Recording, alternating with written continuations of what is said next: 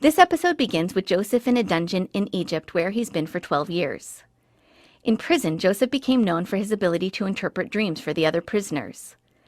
Coincidentally, the Pharaoh of Egypt had a couple of disturbing dreams and happened to be looking for a dream interpreter.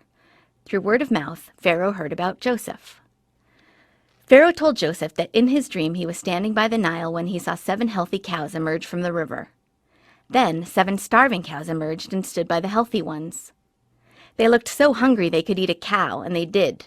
Pharaoh watched in horror as the starving cows ate the healthy ones, and then he woke up.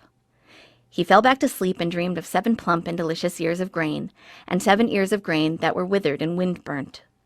Just like the cows, the 7 sickly ears swallowed the 7 healthy ones.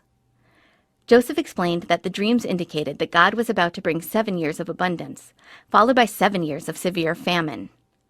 Joseph recommended that in response to the prediction, Pharaoh find a wise man to oversee the process of grain collection during the years of plenty to avoid the years of famine. Pharaoh liked the plan and decided that Joseph should be the guy to make it happen. Joseph was appointed as the viceroy, Pharaoh's supreme representative. It was like a dream come true for Joseph. For 7 years, Joseph oversaw the collection and storage of crops for the Pharaoh and made a killing selling it back to the starving Egyptians who had grown it in the first place. The famine was so widespread that starving people even started traveling from other countries to buy food in Egypt.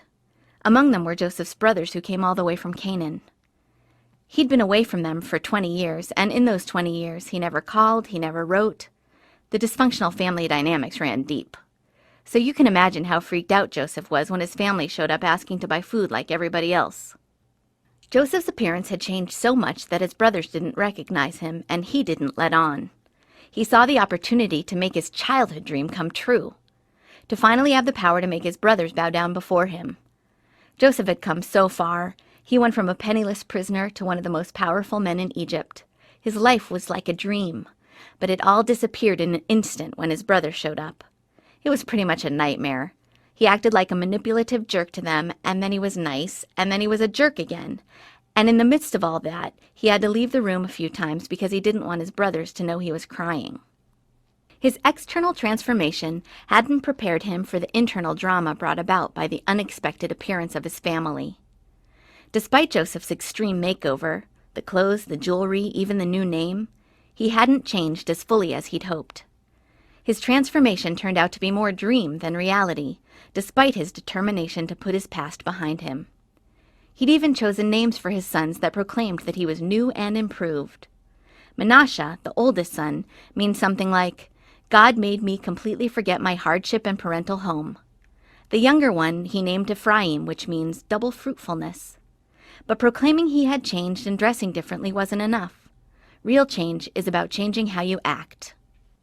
Today, some Jewish parents follow the custom of blessing their children on Friday night. To their sons they say, "May God make you like Ephraim and Manasseh." Unlike Joseph and his brothers, Ephraim and Manasseh didn't let their sibling rivalry get out of control. And now, thousands of years later, during Shabbat each week, Joseph's sons are still acknowledged for the righteous way they acted. It's a parent's dream come true.